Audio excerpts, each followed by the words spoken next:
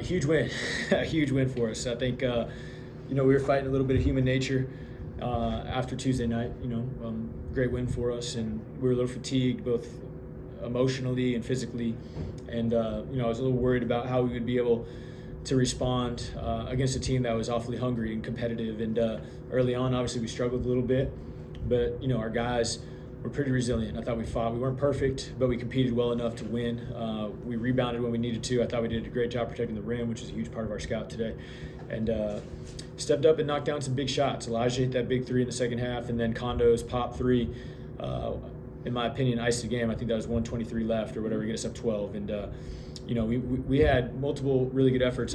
One guy I want to highlight is Sam Alexis. I thought he stepped up remarkably tonight, gave us great minutes off the bench to give us 6 and 7, and play a really solid game was huge for us. What was the message you have? We didn't handle their pressure very well, but I thought we left some points out there behind the three-point line. We were 3 for 16 in the first half from 3. I thought we got some really good looks that we didn't knock down, and so as we talked at halftime, again, it was continue to take care of the ball. We had 2 swing plays, pick sixes that led to layups for them. But we thought if we just stayed the course that we'd be all right. And we stepped up and obviously scored 43 in the second half, so we were much better that way.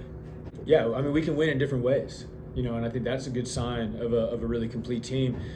We've won on the boards all year, plus 10 again today on the road against a really athletic team, hard to do.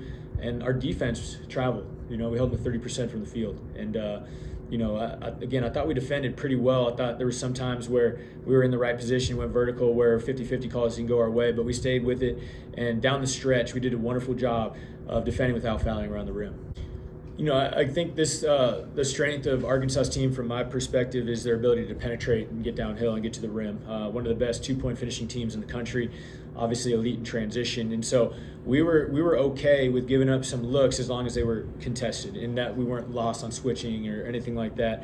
I think Janelle probably missed 1 or 2 that he would have thought that he would have made. We got lucky here and there a little bit for that percentage to be all the way down to 18. But when you go on the road and you're playing a really good offensive team, you gotta live with something. And today, it was giving up some threes. Fortunately, we were able to be in their space enough to make them miss enough to win. That DJ drive, left-hand dunk, was an amazing play. I think we used a timeout after that to kind of just settle ourselves and calm down.